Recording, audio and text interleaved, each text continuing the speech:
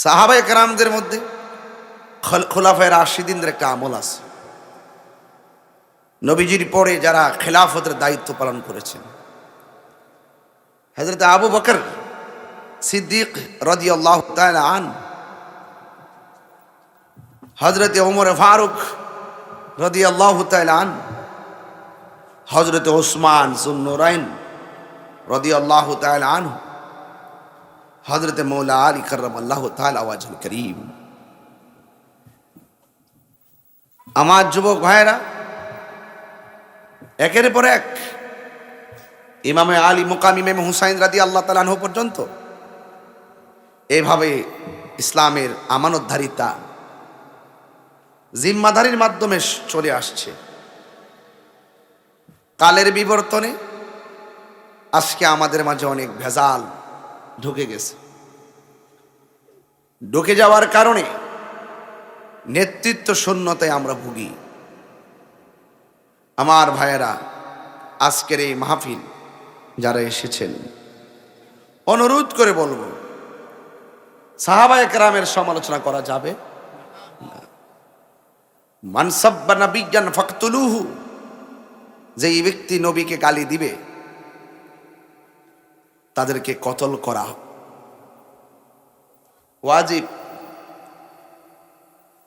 আর যেই ব্যক্তি সাহাবায়ে কেরামকে গালি দিবে ফাদরিবুহু, তাকে প্রহার করতে হবে, তাকে আঘাত লাগাতে হবে, বাড়ি দিতে হবে। দুনিয়ার জমিনে কেউ যদি কোন সাহাবায়ে কেরামের বিরোধিতা করে, আর কোন আলেম যদি বিরোধিতার শোনার পরও চুপ থাকে, তার উপরে আল্লাহ লানত, ফেরেশতাদের লানত। এই অভিশাপ থেকে মুক্ত পেতে হলে তাহলে আমাদের সকলকে অবশ্যই সাহাবায়ে কেরামের বিরুদ্ধে যারা অবস্থান নেবে তাদের বিরুদ্ধে আমাদেরকে দাঁড়াতে হবে। যেমন জামাত ইসলামের প্রতিষ্ঠাতা আবুল আলা মওদুদী, ওনার অনেক লিখিত বই আছে। এই বইয়ের ভিতরে অনেক ধরনের লেখা আছে যেগুলো সাহাবী বিদ্বেষী। কি বিদ্বেষী? সাহাবী বিদ্বেষী। এই জন্য আমরা কারোর সঙ্গে আমাদের রাজনৈতিক কোনো দ্বন্দ্ব নাই, কিন্তু আমাদের আকীদার দ্বন্দ্ব আছে। এই হাত তুলে কোন আছে না নাই? নবীর বিরুদ্ধে গালি দিলে আমরা যেমন সহ্য করব না, সাহাবায়ে কেরামদেরকে গালি দিলে আমরা সহ্য করব না। ওলি আল্লাহদের বিরুদ্ধে অবস্থান নিলে আমরা সহ্য করব না। আমার ভাইরা, আজকে আমাকে খুব সুন্দর বিষয় দিয়েছেন সাহাবায়ে কেরাম সম্পর্কে আলোচনা করার জন্য। নবীজিকে যারা দেখেছেন তারা সাহাবী। তো আবু জেহেলও তো নবীকে দেখছেন, তাই বলে কি সাহাবী? কথা কন, তাই বলে কি সাহাবী? না। শুধু চর্ম চোখকে দেখলে চলবে না, ইমানি নজরে দেখতে হবে, ইমান আনতে হবে, ইমানের সাথে ইস্তেকামাত থেকে মৃত্যুবরণ করতে হবে। তার মানে বোঝা গেল জানার নাম ইমান নয়, দেখার নামও ইমান নয়, মানার নাম হলো ইমান।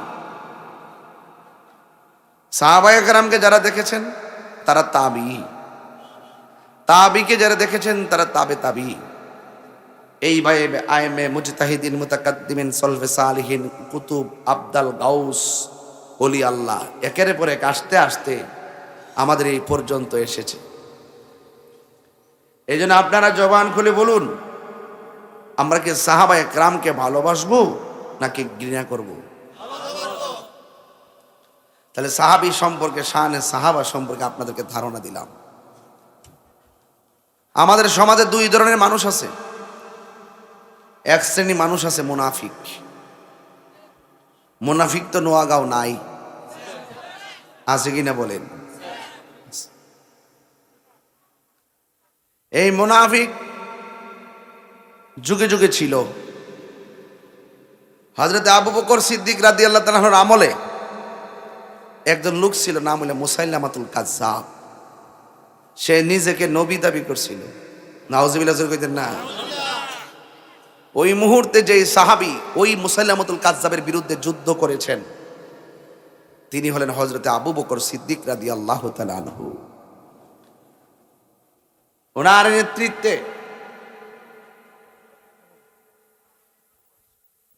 ওনার নেতৃত্বে আজকে ওই মুসাইলামাতুল কাজ্জাব পরাজিত হয়েছে, ভণ্ড নবী দাবিদার। তো এখনো আমরা বলি যারা রাসূলুল্লাহকে শেষ নবী মানবে না তারা কখনো মুসলমান হতে পারে না।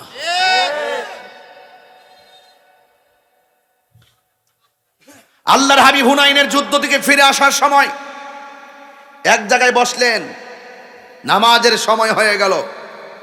বলুন, নামাজের সময় হলে আজান আছে না নাই? আল্লাহু আকবার, আল্লাহু আকবার।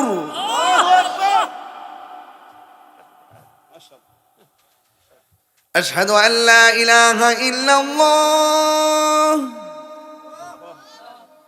আশহাদু আন্না মুহাম্মাদার রাসূলুল্লাহ।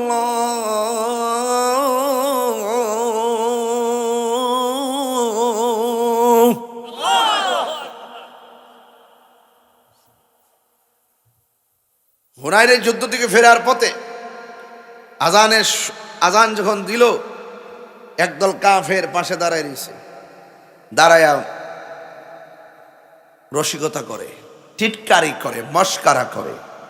সাহাবীর আজান দিছে, হেরো আজান দেয়, মস্কারা করে, অবজ্ঞা করে, বুঝে না, টিটকারি করে, ব্যঙ্গায় আর কি, আজান দেয়। রাসূলুল্লাহর কান মোবারকে আজানের আওয়াজটা আসছে। আল্লাহর হাবিব বলে, ও কাফেরেরা গো, আমরা নামাজের টাইমে আজান দিয়েছি, তোমরা আমাদেরকে মস্কারা করে আজান দিলা। কে আজান দিছো? দাঁড়াও। এক কাফের আরেক কাফেরের চেহারার দিকে তাকায়, কেউ দাঁড়ায় না। ওরা মনে মনে ভাবতেছে যদি দাঁড়াই, রাসূল যদি কোনো অ্যাকশন নেই। ওরা তো ভালো কইরেই জানে নবীর মতন মুস্তাজিব দাওয়া পৃথিবীতে আর কেউ নাই। নবী যদি বলে আল্লাহ এদেরকে গাছের নিচে, ও আল্লাহ এদেরকে মাটির নিচে ঢুকাইয়া দাও, ঢুকাইয়া দেওয়া সম্ভব। ও আল্লাহ এদেরকে এই মুহূর্তে ধ্বংস করে দাও, ধ্বংস করে দিবেন। ও বন্ধুরে, কিন্তু কোন কাফের দ্বারা এবার সাহস করে না আমার নবীর সামনে। এক কাফের আরেক কাফের দিকে তাকায়, আমার নবী ডাক দিয়ে কি ব্যাপার, একজন আরেকজনের দিকে তাকাও কেন, স্বীকার করো। কেউ স্বীকার করে না রে বাবা। আপনারা জবান খুলে কোন নবী কণ্ঠ চিনার ক্ষমতা আছে না? না আসেনিও। ওয়াজ কিন্তু ভিতরে ঢুকছে, একটু মনোযোগ দিয়েন, তুই চলবো, আর কিছু লাগবে না। এরপর সিলেট বিভাগে এই প্রথম ওয়াজটা করতেছি, অতীতে কোনো সময় করি নাই। বিষয় দিয়েছেন শানে সাহাবা। সাহাবী হওয়া বড় ভাগ্যের ব্যাপার। আল্লাহর হাবিব বলে, তোমরা একজন আরেকজনের চেহারা দিকে তাকাও কেন? বুঝতে পেরেছি তোমরা স্বীকার করতে ভয় পাইতেছো, ঠিক আছে, এমনে চলবে না। কে আজান দিছো আমি কণ্ঠ শুনলে বুঝবো। একজন একজন করে আজান দাও। এবার একজন একজন করে আজান দেওয়া শুরু করছে। আল্লাহর হাবিব কণ্ঠ শুই না আজান কে দিয়েছে তারে ধরবে। আপনারা জবান খুলে বলুন, আমার নবী ধরার ক্ষমতা আছে না নাই? এবার সবাই আজান দিতেছেন। আমার নবী বলে, না তুমি না। আরেকজন আজান দেয়, কয় না তুমি না। আরেকজন আজান দেয়, কয় না তুমি না। অসংখ্য মানুষ আজান দিলেন, রাসূল বলে তুমি না। একটা লোক আজান দিল, আমার নবী বলে তুমি তো আজানটা দিছিলা, ঠিক নেই? কই জি ঠিক। তুমি তো আজান দিছিলা, ঠিক নেই? ঠিক। এবার আমার নবী ডাক দিয়ে কয়, ও আবু মাহজুরা, তুমি আমার সামনে আবার আজান দাও। এত সুন্দর আজান। আল্লাহর হাবিব তার মাথার মধ্যে হাত বুলাইয়া, এই দিক দিয়ে নবী হাত বুলাইছি, ওই দিক দিয়ে নবী আজান দেওয়ার কথা বলেছেন। আল্লাহু আকবার, তিনবার কর আল্লাহু আকবার, আল্লাহু আকবার।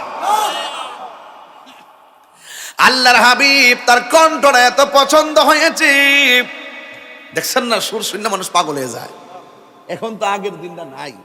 আগে যখন মুরব্বী ওই যে ধান টান কাটতো, ধানের খেরের কারির কোনার মধ্যে বইয়া বইয়া বেশা ওই যে বাঁশি বাজাইতো, বাঁশির এমন সুর শুনতো, অনেক সময় সত্য না মিথ্যা জানি না, কই সুর হইন না ঘর থেকে পাগল এবারে যেত। এই সুর এমন ভাবে একটা আকর্ষণ করত। হ্যাঁ, তো কণ্ঠ এমন একটা জিনিস, হই এটা মানুষকে অনেক অ্যাটাক করে। সব সময় নয়, এমন কিছু সময় থাকে টিউন, এই সমাজে এই টিউনে মানুষ বেকার হয়ে যায়। কথা কোন ঠিক না বেঠি? এবার আল্লাহর হাবিব সুন্দর আজান দেওয়ার জন্য বললেন, আর আমার নবী পাক সাল্লাল্লাহু আলাইহি সাল্লাম মাথার উপরে হাতটা বুলাইয়া দিলেন এইভাবে, হুজুর এই যে এইভাবে বুলাইয়া ডাক দিয়া কে, আল্লাহ গো,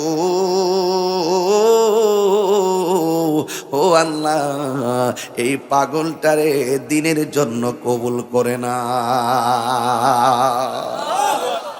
অথচ লোকটা হলো কাফের। আল্লাহর হাবিব দোয়া করলেন, আল্লাহ, এই পাগলটার কণ্ঠ অনেক সুন্দর, আমার বড় পছন্দ হয়েছে। ও আল্লাহ, এই পাগলটাকে দিনের জন্য কবুল করে নাও। এই কথা বলার পরে আমার নবীর হাত মুবারকটা যখন মাথার উপরে রাখলেন, এই পাগলা ডাক দিয়াকে, নবী গো, আজান দেব পরে আগে একটু কালিমা পড়াইয়া আমারে মুসলমান বানাইয়া দে। এত সুন্দর চেহারা, এত সুন্দর আপনার ভালোবাসা, নবী গো, আর দেরি করবেন না, মেহেরবানি করে আপনি আমারে মুসলমান বানাইয়া দেন। এবার পাগলা কালিমা পইরা মুসলমান হয়ে গেছে। শুধুমাত্র তাই নয়, আমার নবী, আপনার নবী, তাকে মক্কাতুল মুআজ্জামার মুয়াজ্জিন বানায়া দিয়েছে। আমার নবী তারে মসজিদের মুয়াজ্জিন বানায়া দিছে।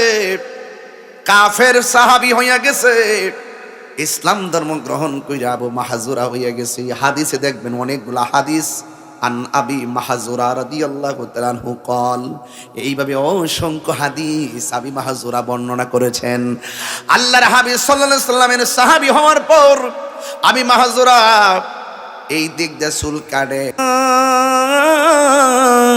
ও নোয়াগাঁওয়ের বাবা, কি ভাষায় ওয়াজ করব? এবার আবি মাহজুরা রাদিয়াল্লাহু তাআলা আনহুকে প্রশ্ন করে, তুমি চুল এই দিক দিয়ে কাটলা, এই দিকে কাটলা, পিছন দিক দিয়ে কাটলাও, মাথার তালুর চুলগুলো কেন কাটো না?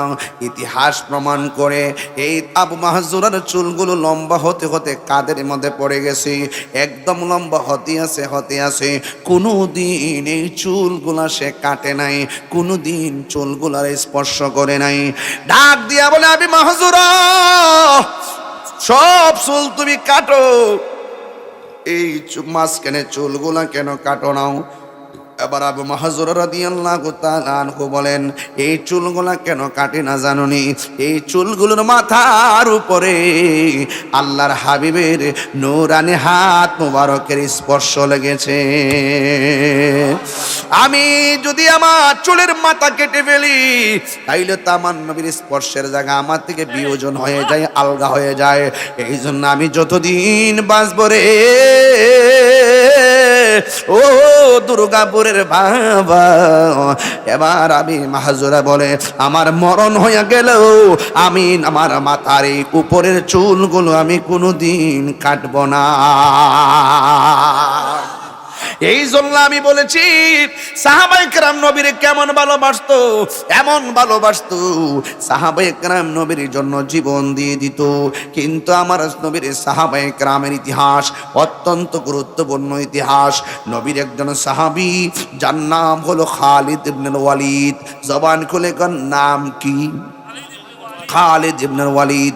তিনি যুদ্ধের ময়দানে যুদ্ধ করতে গেলেন। যাওয়ার পরে এমনভাবে যুদ্ধ শুরু করলেন, যুদ্ধের বিজয়ের পতাকা মুসলমানদের পকেটে চলে আসবে। 90% যেন মুসলমানদের অনুকূলে যুদ্ধের বিজয়ের পতাকা। হঠাৎ করে খালিদ ইবনে ওয়ালিদ পিছনে হটে গেল। অন্যান্য সাহাবীরা ডাক দিয়া কয়, খালিদ ইবনে ওয়ালিদ তুমি এসেছো যুদ্ধ করার জন্য। পর পর 3 জন সাহাবী দিনের জন্য শহীদ হয়ে গেল। এবার ইতিহাস প্রমাণ করে সাহাবীরা দিনের জন্য শহীদ হয়েছে, সাহাবীরা নবীর জন্য শহীদ হয়েছে, সাহাবীরা হকের জন্য শহীদ হয়েছে। আমরাও হককে কায়েম করতে যাইয়া শহীদ হইতে চাই কি চাই না? হে আমার আশিকিন জাকিরিন মুহিবিন বাবা জিরারি,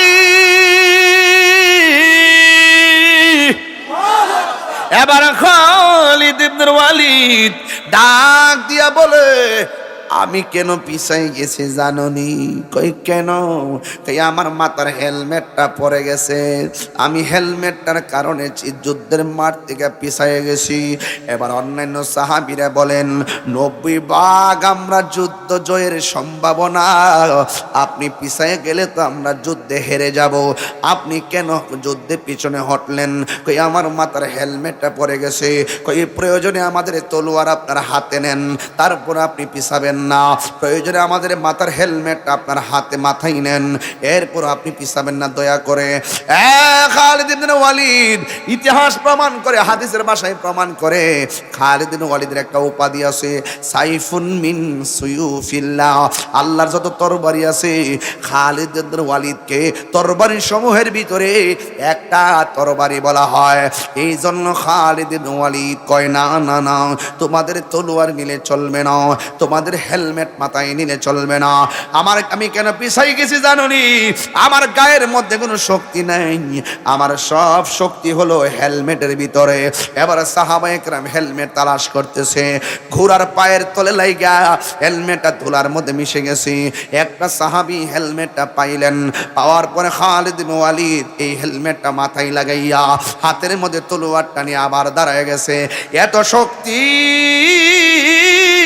তার সামনে কোনো কাফের আসতে পারে না। এই কথা বলার পরে সাহাবায়ে কেরামের মধ্যে খালিদ ইবনে ওয়ালিদের নেতৃত্বে আল্লাহ রাব্বুল আলামিন ওই যুদ্ধের ময়দানে বিজয়ের পতাকা দান করলেন। অন্যান্য সাহাবীরা ডাক দিয়া কয়, হে খালিদ ইবনে ওয়ালিদ, আপনি যুদ্ধের ময়দানে হেলমেট বিহীন শক্তি পান না, কিন্তু হেলমেটটা মাথায় লাগানোর পর দেখলাম কাফের গুলোকে আপনি কচুরি পানার মতন শেষ করে ফেলাইতেছেন। এত শক্তি আপনি পাইলেন কোথায় থেকে? এত শক্তি আমার হেলমেটের ভিতরে। এই হেলমেটের সাথে গায়ের শক্তির সম্পর্ক কি? এবার যায় খালিদ বিন ওয়ালিদ বলতেছেন, এই হেলমেটের ভিতরে একটা খেলা আছে।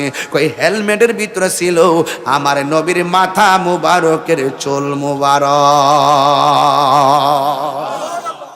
আর বড় করে কোন সুবহানাল্লাহ। তাইলে আপনারা জবান খুলে বলেন, সাহাবায়ে কেরাম নবীকে শুধু মহব্বত করেন নাই, নবীর পসিনা মুবারককে মহব্বত করেছেন। সাহাবায়ে কেরাম শুধু নবীকে মহব্বত করেন নাই, নবীর পায়খানা মুবারককে মহব্বত করেছেন।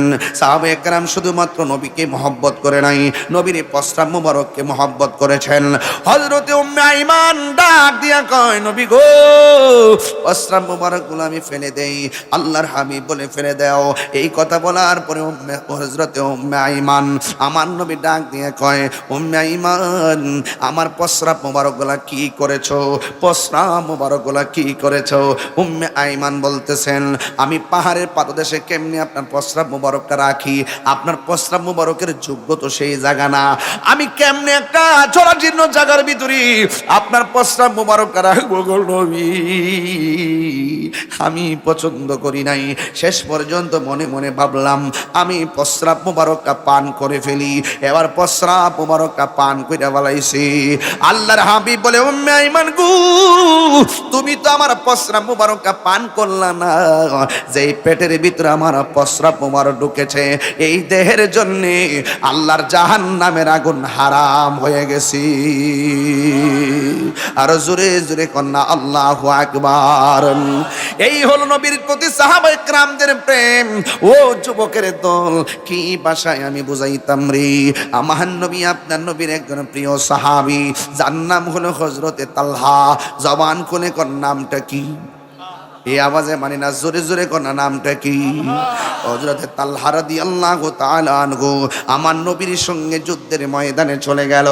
আমার নবীর সঙ্গে যুদ্ধের ময়দানে যখন চলে গেল, আমার নবীরে কাফেরের দল নবীর সিনা মুবারকের বরাবর আমার নবীরে তীর মারতেছিল। ঠিক ওই মুহূর্তে এবার ওই একটা আপনার আমার নবী আপনার নবী রহমাতুল লিল আলামিন, ওই নবীর চেহারা মোবারক আপনাদের সাজন আসছে না? মাশাআল্লাহ, যাক মাশাআল্লাহ, আলহামদুলিল্লাহ করুন, আরো জোরে আলহামদুলিল্লাহ। আমাদের অনেক অনেক বরণ্য অতিথিবৃন্দগণ মাহফিলে এসেছেন। আমি তো আপনি ঠিক না বেটে? গিজাউল কলবে জিক্রুল্লাহ, কলবের খাদ্য একমাত্র আল্লাহর জিকির। কথা বলেন ঠিক না বেটে? আমার যুবক ভাইয়েরা, অনুরোধ করে বলি, আমরা সবাই নবীর মহব্বত চাই কি চাই না? আরো বড় করে বলি, চাই কি চাই না? আমরা সবাই জিকির চাই কি চাই না? আমি বলেছিলাম হযরতে তালহার কথা বলেন ঠিক না বেটি?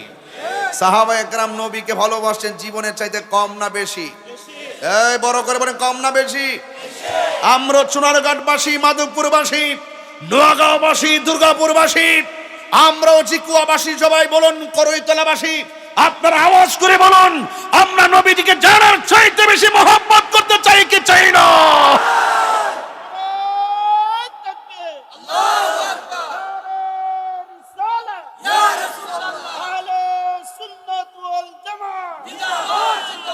আল্লাহু আকবার বলেন।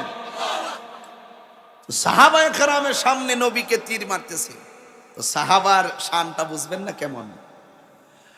আল্লাহর হাবিব সাল্লাল্লাহু আলাইহি ওয়াসাল্লাম গো এবার যখন সামনে দাঁড়ায়া গেলেন, একটা কাফের আমার নবীর সিনা মুবারকের বরাবর তীর ধরলেন, সিনা মুবারকের বরাবর তীর ধরলেন। যেই নবীর গায়ে মুবারকে, যেই নবীর পদন মুবারকে মশা মাছি বসে নাই, ওই নবীর সিনা মুবারকের বরাবর যখন তীর ধরলেন, ওই বন্ধুরারে, সবাই কন্যা, বন্ধুরারে আমার, ও আমার নোয়াগাঁও বাবারাও, এবার আমার নবী আপনার নবীরে যখন তীরটা মারবো, সাহাবীর নাম হলো হযরতে তালহা। এই তালহা রাদিয়াল্লাহু তাআলা আনহু আমার নবীরে দেখা মাত্রই তীরের বরাবর যাইয়া আমার নবীরে এমন ভাবে জড়াইয়া ধরলেন, বন্ধুরা রে আমার, যেই মাত্র মাত্র জড়ায়া ধরলেন, আমার নবী আপনার নবী ডাক দিয়া কয়, তালহা তুমি কেন আমাকে এমন ভাবে জড়াইয়া ধরলাও? এই কথা বলার পরে আমার নবী আপনার নবীর সাহাবী হযরতে তালহা রাদিয়াল্লাহু তাআলা আনহু ডাক দিয়া কয়, ইয়া রাসূলুল্লাহ, নবী গো, ও মায়ার নবীজি, আমি আপনাকে জড়াইয়া ধরছি একটা মাত্র কারণে, কাফের আপনাকে তীর মারতেছে, আমার চোখের সামনে যদি আপনার বদন মুবারকে যদি তীরের আঘাত লাগে গো, তাইলে আমি আল্লাহর দরবারে কি জবাব দেব? এই জন্য আমি আপনাকে জড়াইয়া ধরলাম, আমার চোখের সামনে যেন তীরের আঘাত আপনার বদন মুবারকে না লাগতে পারে। এবার এই মুহূর্তে আমার নবী আপনার নবী এবার ডাক দিয়ে কয়, এ তালহা, তুমি যে আমাকে জড়াইয়া ধরছো, যদি তোমার গায়ের মধ্যে তীর লাগে তুমি কি করবা? ইয়া রাসূলুল্লাহ, আমি সহ্য করে নিব। এবার ইন দি মিন টাইমে আমার নবী আপনার নবী রহমাতুল লিল আলামিন যখন এইভাবে তাকে বললেন, বলতে দেরি হইছে রে বাবা, ঠিক ওই মুহূর্তে একটা তীর আইসা হযরতে তালহার পিঠ মুবারকের মধ্যে লেগে গেল। শুধুমাত্র লাগে নাই, শুধু মাত্র লাগে নাই, ওই তালহা রাদিয়াল্লাহু তাআলা আনহুর পিঠের মধ্যে তীর লাগলো, লাগা তীরের মাথাটা হযরতে তালহার কলিজার মধ্যে স্পর্শ করলো। এবার তালহার শরীর থেকে রক্ত মোবারক ঝরে। আমার নবী বলে, তালহা রে, তোমার পিঠের মধ্যে তীর লাগছে, তুমি কি ব্যথা পাও না? এই কথা বলতে বলতে মাথা মোবারকের মধ্যে পাথরের আঘাত লেগে ফেটে গেল। ওই মুহূর্তে আমার নবী ডাক দিয়ে কয়, তালহা তুমি কি ব্যথা পাও না রে? তালহা রাদিয়াল্লাহু তাআলা আনহু মুচকি মুচকি হাসতে শুরু করলেন। ঠিক ওই মুহূর্তে আমার নবী ডাক দিয়ে কয়, ও তালহা, ব্যথা পাইলে কান্না করে তুমি কেন হাসতেছো? ইয়া রাসূলুল্লাহ, নবী গো, আপনি আমাকে ব্যথার কথা বলেছেন তাই আমি হাসতেছি। আমার নবী বলেন, ব্যথা পাইলে কি কেউ হাসে নাকি? কয়, নবী গো, আপনি বলছেন তাই হাসতেছি। কয়, তুমি কি ব্যথা পাও না? কয়, না, আমি ব্যথা পাই না। এত বড় বিষের তীর লাগার পরও তুমি ব্যথা পাও না কেন? ওই তালহা রাদিয়াল্লাহু তাআলা আনহু ডাক দিয়া বলে, ইয়া রাসূলুল্লাহ, নবী গো, নবী গো, নবী গো, ভয় দেখাবেন না, আমার ব্যথার ভয় দেখাবেন না। আমার পিঠের মধ্যে যদিও লেগেছে বিষের তীর, আর আমার সিনাটা লাইগা রয়েছে রাহমাতুল লিল আলামিনের নূরানি সিনা মুবারকের সঙ্গে। আর আল্লাহু আকবার, ইয়া রাসূলুল্লাহ বলেন। এবার আমার নবী ডাক দিয়ে কই, তালহা, তোমার শরীর থেকে যেমনে রক্ত মুবারক ঝরতেছে, তুমি তো ধীরে ধীরে মৃত্যুর কোলে ঢলে যাবে। কারণ মৃত্যুর যন্ত্রণা পাথরের আঘাতের চাইতে আরো ভয়ঙ্কর, মরণ যন্ত্রণা তীরের আঘাতের চাইতে আরো ভয়ঙ্কর। তালহা, যেইভাবে তোমার শরীরে রক্ত ঝরতেছে, তুমি তো হয়তো বাঁচতে পারবে না রে, তুমি মনে হয় মৃত্যুর কোলে ঢলে পড়বে। তবে একটা কথা মনে রেখো, তীরের আঘাতের চাইতে মরণ যন্ত্রণা বড় কঠিন। এই মুহূর্তে যদি আমি কাউরে বলি, ভাই রে, তোমার বাড়ি কোথায়? বলবে নোয়াগাঁও। নোয়াগাঁওয়ের মধ্যে গুরুস্থান আসেনি? হ্যাঁ, কোন দিকে আছে? না, আছে না? এই মুহূর্তে যদি একটা বাচ্চারে বলি, তোমার আব্বা তো মারা গেছে, আব্বার কবরটা তো ভেঙে গেছে, তোমাকে রাতের খাবার দিয়ে দিলাম, ওই ভাঙ্গা কবর রাতের বেলা শুয়ে থাকবা, শেষ রাইতে সেহরি খাইয়া রোজা রাখবা, কবর ভিতরে বইয়া থেকে ভাত খাইবা যাইবনি?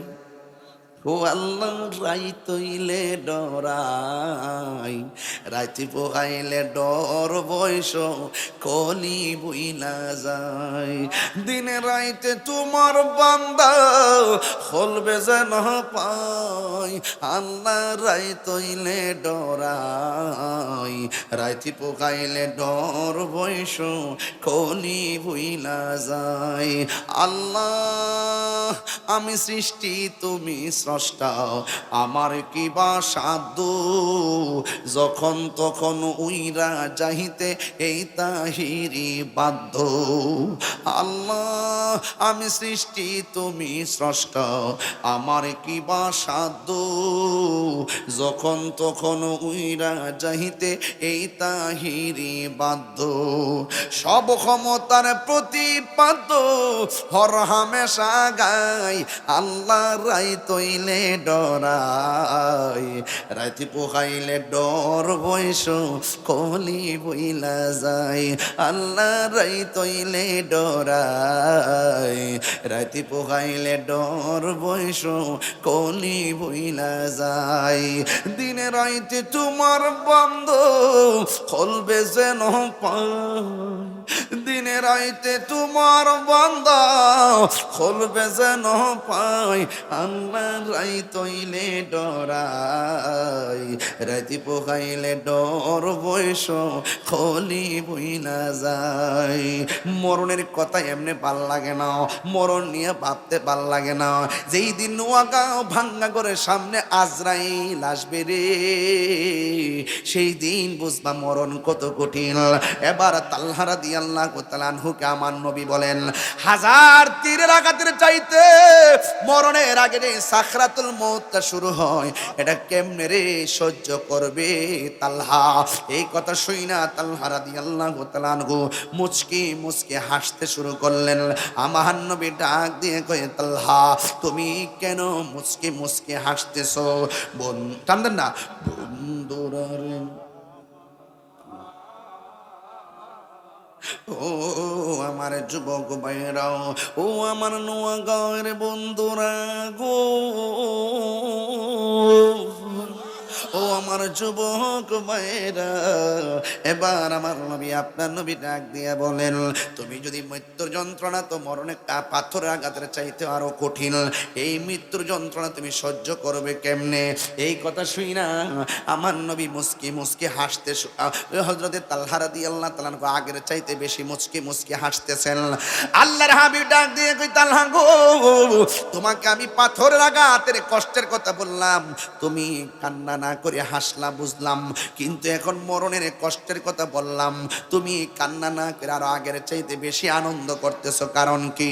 ইয়া রাসূলুল্লাহ, ইয়া হাবিবাল্লাহ, নবীজি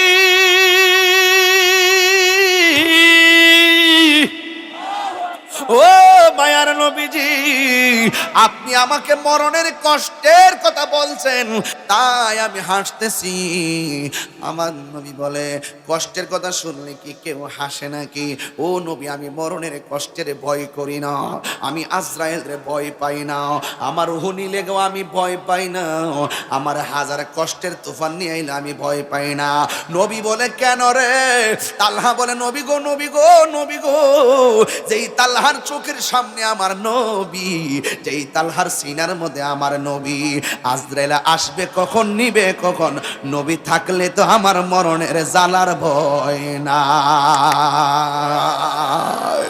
এই কথা বলার পর হাসতে হাসতে তালহা রাদিয়াল্লাহু তাআলা এইভাবে নবীরে জড়ায়া ধরছে, এইভাবে আমার জড়ায়া ধইরা যেই মাত্র নবীরে বলছে, নবী গো, যেখানে আপনি নবী প্রেজেন্টেশন, সুবহানাল্লাহ, যেখানে আপনি নবী দাঁড়ায়া রইছেন, যেখানে আপনি নবীর আমি জড়ায়া ধরে রাখছি, তার নয়নের সামনে আমার নবীর চেহারা মুবারক, এই তালহা মরণের ভয় করে না, এই তালহা আজরাইলের ভয় না।